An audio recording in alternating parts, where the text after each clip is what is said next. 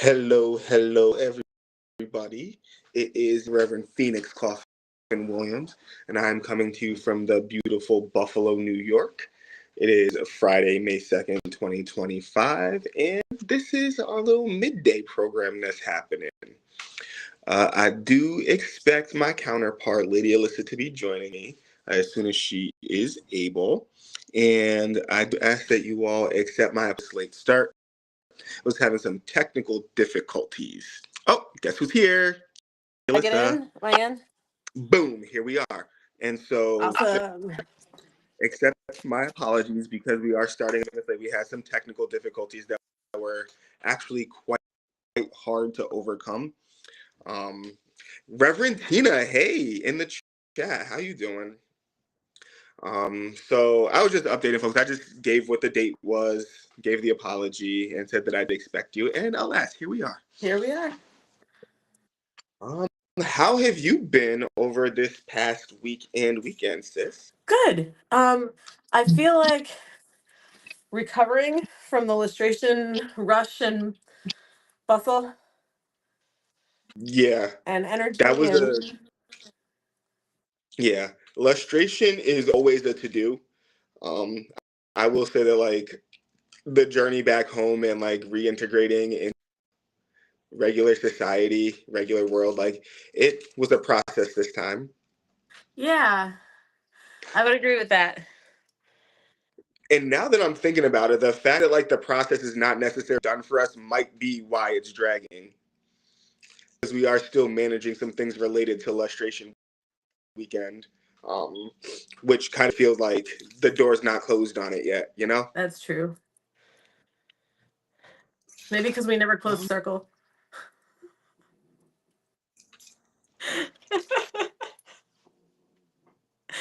they coming. And that's it. That's where I'm gonna land on that. They had it coming. Um, but speaking of like overall, how did you feel about the weekend itself and the stuff that went I on? loved it. I thought it was a great weekend. What I thought was interesting is for me, traditionally, illustrations are usually like this like golden hour thing where it just seems to stretch on to a longer than expected time. Hmm.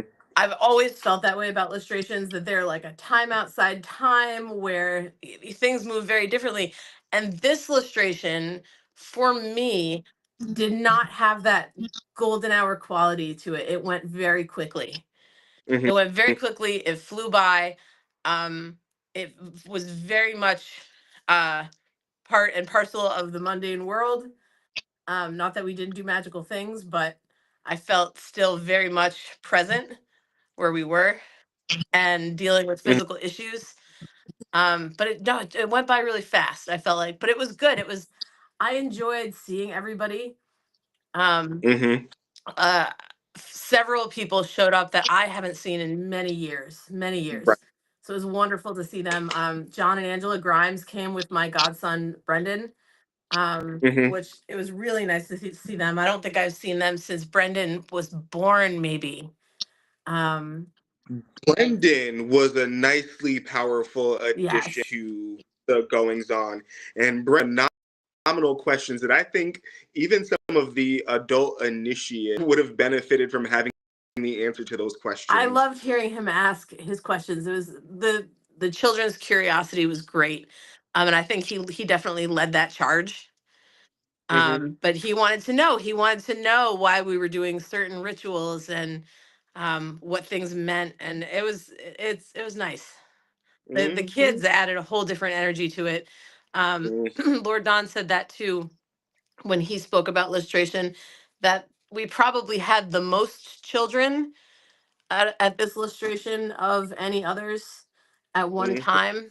Um, and it definitely gave it a whole other dynamic. I feel like we had Hmm. 5 kids there. Yeah, yeah.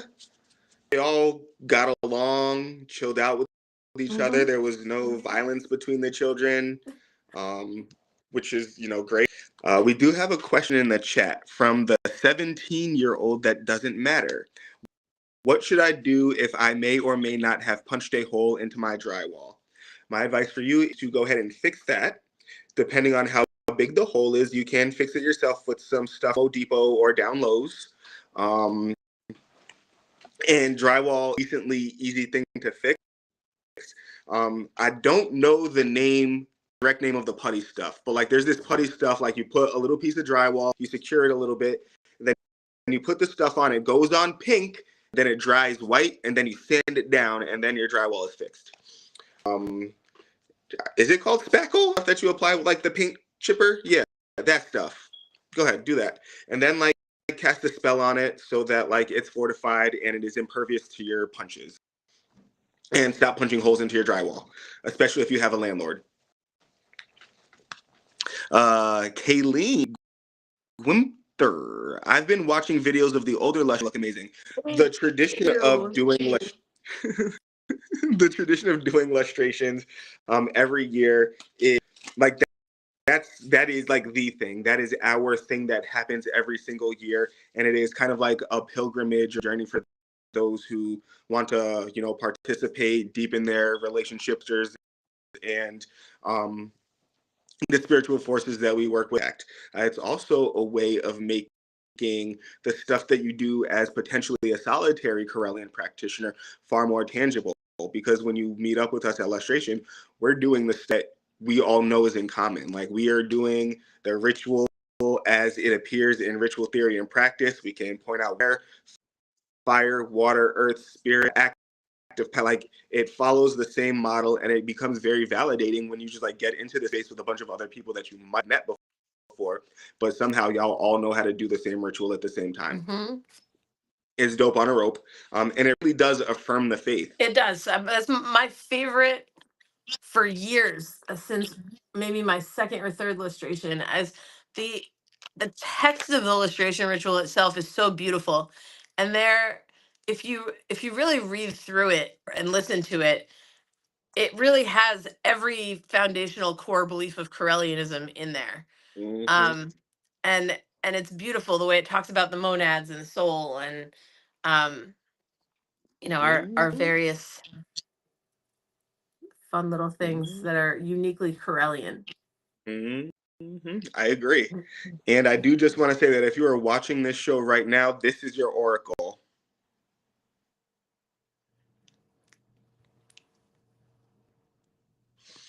So buck up, heads up. It might not feel great right now, but nothing lasts forever. This might feel discouraging, disheartening. The moment might not feel like everything you want it to feel like. It is what it is forward. And that has been the message of the day, even for us. It's not going to matter to you in a year. That is so true. I always loved being in the cemetery for network during lustration, having a larger number of the family together to do what we went there to do. And going to see Charles Godfrey Leland and the expansiveness of his plot and his family, and like looking at how much support he would have had his entire life. Can I tell the story? Do it. Okay. So we have a story about the cemetery and how we found Charles Godfrey Leland, and it is wonderful. And this is the second time this has happened to me with a Corellian ancestor, so I just really appreciated it. But we were not supposed to be able to enter the cemetery with our vehicles that day. We were supposed to have to find street parking, which, by the way, was very impossible, and have to enter the cemetery on foot. As I was driving around looking for street parking, I happened to see a couple vehicles pull into the cemetery ahead of me. And I was like, you know what? What the heck? I'm going. There's no parking. I followed them. As we pull in, there's a sign that says that the event that was supposed to be taking place at the cemetery, which was the reason for the no parking, was canceled until the next day because it was rainy. So parking is open, available. So I keep going. My passenger starts telling people, hey, yes, we can park here. Come meet us. And we're driving around. I do a big loop of the cemetery just to see what it is. And we had a specific route in mind. We knew kind of where we wanted to be in the cemetery. So my second loop around, I found Phoenix, who had just pulled in, and I showed him the map, and I said, "This is where we want to be." So I go. I think you were still following me at this point, or was I following you? I can't remember. You were following me. So we keep going. We finally, he pulls over at a spot that's pretty close to where we wanted to be, and we were conferring and trying to figure out if we wanted to move the cars, if we wanted to be in the right place. At that moment, a few people from our group who we hadn't seen, one of them, my second degree student, Reverend Janine, and some others came upon us. So we, of course, ran over to greet them. We're having welcomes, we're talking. Cars are still running. We're doing. I happen to glance to my right hand side for no reason. I felt a pull to this grave, and I look over, and the grave says Leland, and we were right next to it. We, We we were right parked there, accidentally right stopped next to it. at the grave that we were looking for. So that was fun, and that's the second time that's happened to me. The first time that happened to me was at the was it Greenview Cemetery in Danville, Illinois, where the Corellian ancestors are buried. My first time there, I was driving with two other priestesses. We were doing a loop around. I stopped my car. We didn't know where any of the graves were. I stopped my car and I said, "There's an ancestor here." I looked to the right and there was a gravestone that said Corell in very large There it letters. is. That ended up being our ancestor, beloved Lewis Corell. Mm-hmm.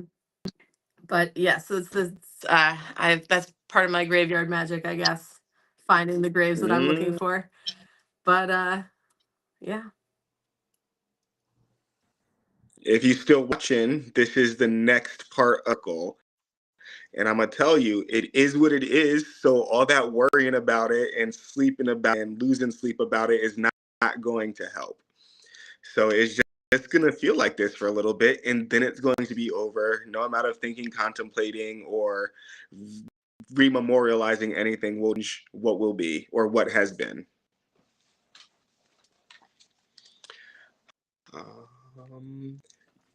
We in this did go to Charles Godfrey Leland. We also went specifically to the grave of Commodore. What's his name? David Porter. David Porter. Every single time I want to say his name, say Commodore Matthew Perry. So David Porter, we found out, was the very first internment at that particular cemetery, and that has very strong magical resonance, if you have it, for that spirit and his spirit to be the first interned in a graveyard. So we made the choice because we knew where he was buried. He was very close to the Leland grave, that we started at his grave, to get the guardian of the graveyard on our side. And so we went there, made our offerings, and left our coins and liquor and incense and tobacco. Thank you, by the way, Lady Kai, for allowing the tobacco to flow so freely throughout the weekend. Yes. Because it definitely was essential. And the children picked up some bouquets of wildflowers, which was very cute. And we taught them how to make proper ancestor offerings. That was very nice. Brendan and Mabel both did that. The scavenger hunt was we really did get to see some incredibly unique graves. Reverend Autumn took a picture with the Asian Shinto looking one that we found right behind Commodore David Porter. We found the receiving vault was nearby, which is very cool. For those who don't know what a receiving vault is an underground vault, very in older cemeteries, which was used for body storage at times when it was not possible to dig graves. So like the middle of winter, or other things. It was locked. We checked because we're witches. Somebody tried to open it. Like, I don't know. Only my sister would look at a receiving vault and be like, I want to see what's in there. And your partner? Leave it the fuck closed. Reverend Rob said that he found a Buddha Yep. headstone, and that. So yeah, boom. I heard about the Buddha. Sir Ed Hubbard. It was a great time. Absolutely. And that particular graveyard also, I know Lord Don mentioned it as well, but I told him this fact, so I'm going to pass it along too. That cemetery is known for what's called garden graves, and they were quite beautiful. I mean, it was my intention to be cremated, but if I were to be buried, I think I would want a gravestone like that because it was very cool. They had like a headstone and a footstone, and in the middle was an actual garden bed that had been planted, some of them with bushes, some of them probably with flowers when it's, closer to spring and summer. But they were very neat to see. And some of them, there was one we were nearby that I think I have a picture of that was an entire family, and they were like 5 of them all pressed together. It was very cool. Very cool. All right, so watching. This is how the Three of Swords issue resolves for us. What is that? The High Priestess? What is that? The Hierophant. The Hierophant. Yeah. So what is that's disheartening, causing us to lose sleep or overthink? We could stop all of that because it's going to lead us back to the grace that we get following tradition, the grace that we get by making our offerings, the grace that we get by like doing what we're doing in spite of painful moments. So this current tribulation is not a reason to get off course. Stay the course and have God usher you into a place where it's more glorious. Mm-hmm. That's how that works out for everybody who's been with us so far. 3 of Swords, then 4 of Swords, and then the Hierophant. Thank you, Reverend Rob and Lady Kai, for joining in the chat and cahooting with us about lustration. One of the other things that I did absolutely was that Chinese buffet, but it wasn't really just like Chinese, but like it was a Chinese buffet that had so many different options of food. That was a very large Chinese buffet. Yes. And I didn't even realize there had a whole like hibachi thing at the back too. Yep. Hibachi, sushi, crab legs, chicken, pizza, pulled pork, rice, all of that. It was Mabel did not so have good reviews on the pizza though, I will say. The pizza did look pretty problematic. It looked like Chuck E. Cheese pizza. They had a chocolate fountain. It was cute. But for some reason, I didn't have much of an appetite. I only got a plate. But whatever. I would go back for that buffet. That was a good choice. Like I would go to Philly again. That, you know what? Speaking of, that's the one complaint that I have about that is that like, why did it take us 40 minutes to travel 10 miles? That was the thing. Because all those tolls. I think like we could have gotten so much more stuff done in our scheduled program time, like when we were, meant to be exploring the locale. Like 2 hours was literally just enough to find out that like it's gonna take you another hour to get back home. I'm dreading getting the toll receipt from there. There were so many tolls. Word. We had an easy pass. Oh yeah, so did I, but you still pay it. Word. Yeah, those tolls. The food was good. The first day that we got there on that, we went to a little bistro that was right around the corner from the hotel that we were staying. It was very cute. Indeed. The pizza place that was right across the street had decent food for real. I just remembered I forgot to bring you the crazy sour candy. I just noticed it. Ooh, it's okay. I'm going to put it back in front of your picture over here. Not an offering. That was my joke earlier. I'm saving this. I have one of these. They're called Black Death candies, and they're like supposed to be like the most sour things.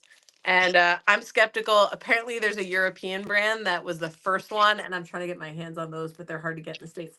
But anyway, I'm saving one for I had two left. I gave one to Loki, and I'm saving the other for Phoenix. And I wanted to put it somewhere where it wouldn't get lost. So I'm like, oh, I'll just tuck it next to this picture. I have a Phoenix and me on my desk. And I put it directly under Phoenix on it and thought nothing of it. And then like an hour later, I look over and I was like, oh my God, I just gave my brother an offering.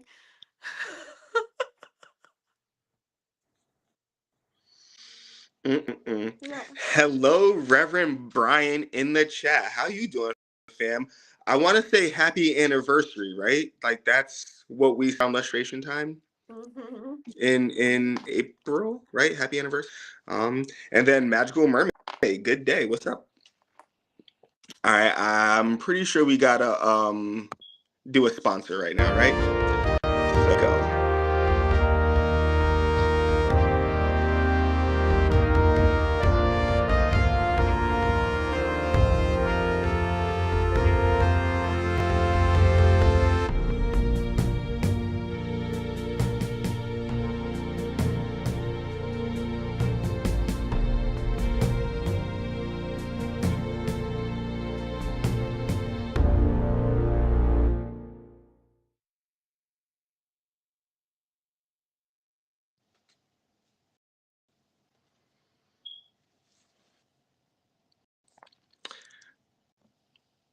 All right, thank you to our sponsors, Equinox. And I'm gonna go ahead and see if we can check in with our other sponsor, who is Uncle. And ready to unlock boom, the secrets of the universe? Join me, Reverend Don Lewis, for my metaphysical and magic auctions at Gaia Thrift at whatnot.com. Discover fascinating artifacts, mystical crystals, and rare and unusual books that could change your life. Don't miss this chance to bring a little magic into your world. Reverend Don's Metaphysical and Magic Auctions, where the extraordinary can become yours.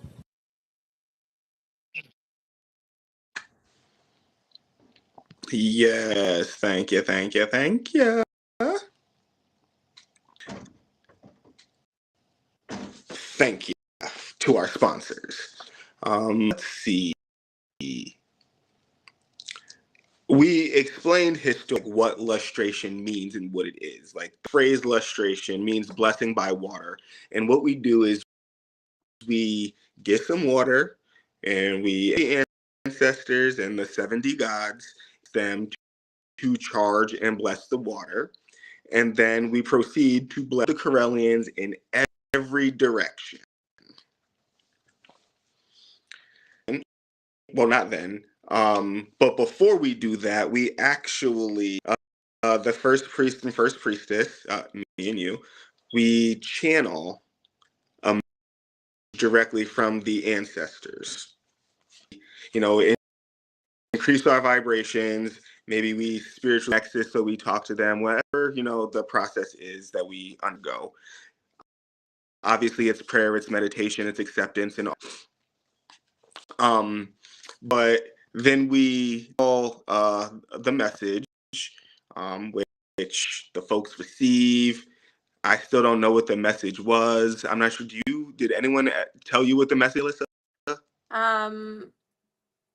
Lord Don told me what some of it was. I have a remembrance of a couple of like an overarching like sort of idea of it and a few like words here and there. But I look forward to seeing a transcription of it. Mm-hmm. Mm-hmm. This time and when we did it in Danville, like the last thing I remember is us holding hands and you being like, "Are you ready?" Me going, "Yes." That's the last thing I remember. And then I'm like, okay, we're giving thanks. There's a decent amount of time in between when we end the ritual. But there's been like the past few times where my memory picks back up on what I heard. The thing that we did a little bit differently, uniquely this time around, is in the great component of our ritual, we actually performed a hand fasting of two members of the tradition, Lady Kai and Reverend Tom.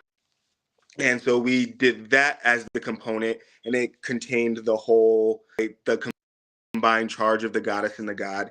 And I particularly feel that the way that Tommy recounted his love for Kai and recommitted himself to their union was beautiful. And I don't know, it just added so much to the experience of lustration. It was very sweet. It's very sweet. I love the energy that it gave to the ritual. I do wish we totally forgot to take a picture with you guys and your cords after.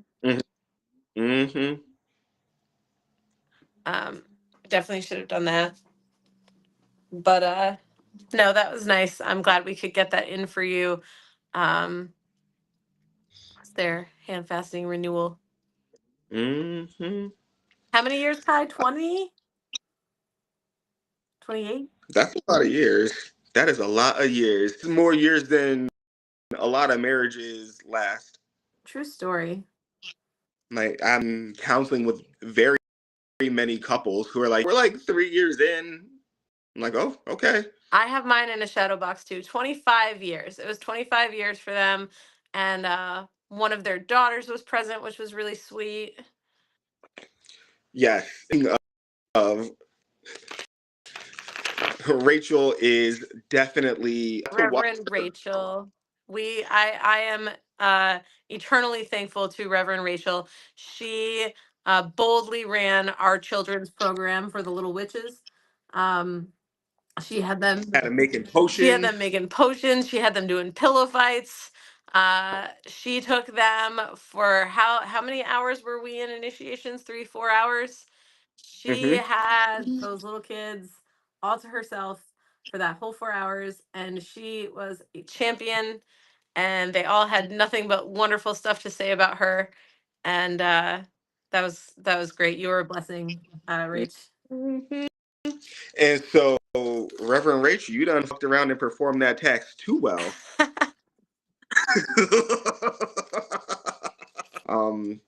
Just so you know, like we found a talent. We found a talent that we continually useful. So we're gonna continue to knock at your door and see if we can negotiate. Well, it's only an ongoing relationship. It's only fitting because Rachel was one of our past Tiny Corellians.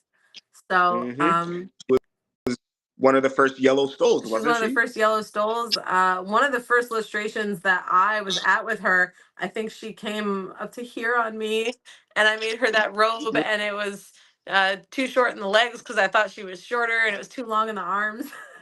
We had to fix it. Poor Rach. Oh, but so it was a good time. Lustration has, over the past couple of years, for the Temple of Holistic Knowledge, become a 2 times a year thing. We host the regional lustration in the Northeast region, which anyone can come to. You don't have to be in the Northeast region. But back in the day, I did take advantage of that component of our tradition, and I did start doing regional lustrations yearly. Uncle has been to them. Sis, you have been to them. Lori Blackman and Chad Blackman have been to them. Zach, Reverend Dr. Zach Parker has been to them. So come on up to a regional lustration. This is a camping event.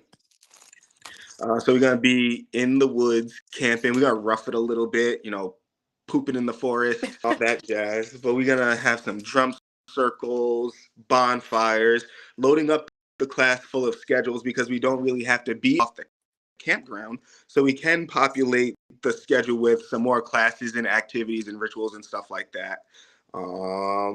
The campground is the Seeker's Outpost, and it is 20 minutes away from Lilydale. So that also means that if we wanted to, we could have an afternoon at Lilydale. That'd be great. Because like the spiritual, a big, like it's a bridge between us and, modern worker churches. Yep. And speaking of regional illustrations, I would really love to see, if you are a third degree and you have a group near you, or you can get to a group.